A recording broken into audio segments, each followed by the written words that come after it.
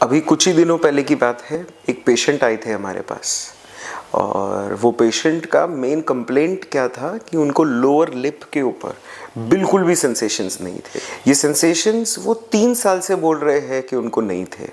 उसका मेजर कारण ये था कि उनका एक जॉ का सर्जरी हुआ था जिनमें उनकी लोअर जॉ को नीचे और आगे लिया गया था। अब उस सर्जरी के दौरान प्रॉबेबली कुछ यहाँ की जो 2 नसें होती है वो खिंच गई होगी एंड उस वजह से उनको यहाँ पे नमनेस रह गया।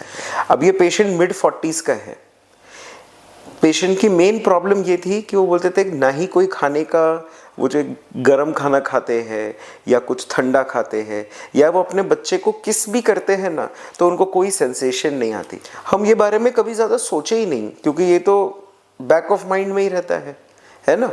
लेकिन आप इमेजिन करो कि अगर आपको लोअर लिप पे, लोअर चिन पे सेंसेशन ही ना हो तो कितना डिफिकल्ट हो जाएगा क्वालिटी ऑफ लाइफ। यही प्रॉब्लम थी इस पेशेंट की।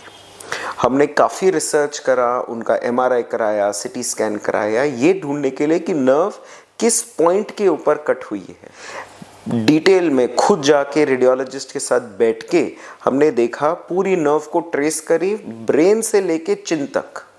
फिर हमें कुछ जगहों पे ऐसा दिखा कि नर्व दबी गई है, कुछ जगहों पे दिखा कि बोन की एक्स्ट्रा ग्रोथ आई। तो हमने इनकी सर्जरी प्लान करी। इनको सर्जरी में हमने ये बोला कि पैर की एक एक्स्ट्रा नस होती है, वो नस करीब 13 से 14 सेंटीमीटर लंबी होती है, तो हम वो लेंगे और वो यहाँ पे उनके जॉ के दोनों तरफ में हम बाहर से ग्राफ्टिंग कर देंगे।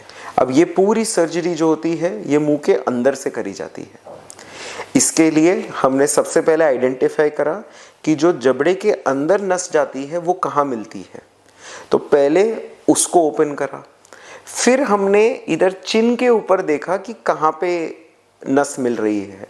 अब वहाँ पे से नस जो थी एकदम पतली हो गई थी, फ्राइबल हो चुकी थी, तो वी स्टिल डाइसेक्ट करके मैग्निफिकेशन के अंदर हमने उसकी पतली पतली ब्रांचेस को ढूंढा और फिर इधर जो जबड़े के पहले जो नस थी उसको इधर आगे वाली से माइक्रोवैस्कुलर स्टिचेस के थ्रू जोड़ दी। ये माइक्रोवैस्कुलर स्टिचेस जो होती है ना, ये कितनी पतली होती है, ये बाल से भी पतली होती है। ये 0.03 मिलीमीटर की थिकनेस की होती है। उससे जोड़ने के बाद इसकी जो हीलिंग पीरियड होती है उसका रूल ये होता है कि 1 मिलीमीटर की नस ग्रो होगी 1 डे में और 30 डे का एक लेटेंसी पीरियड छोड़ा जाता है। तो करीब 8 सेंटीमीटर की ये नर्व थी, मतलब 80 मिलीमीटर मतलब 80 दिन, और 30 डेज मोर तो 110 डेज हो जाते हैं, तो करीब 4 मंथ्स। सो हम एक्सपेक्ट कर रहे हैं कि ये पेशेंट की पूरी तो नहीं बट एटलीस्ट 60 to 80% सेंसेशन वापस आ जाएगी in the next 4 months period. Thank you.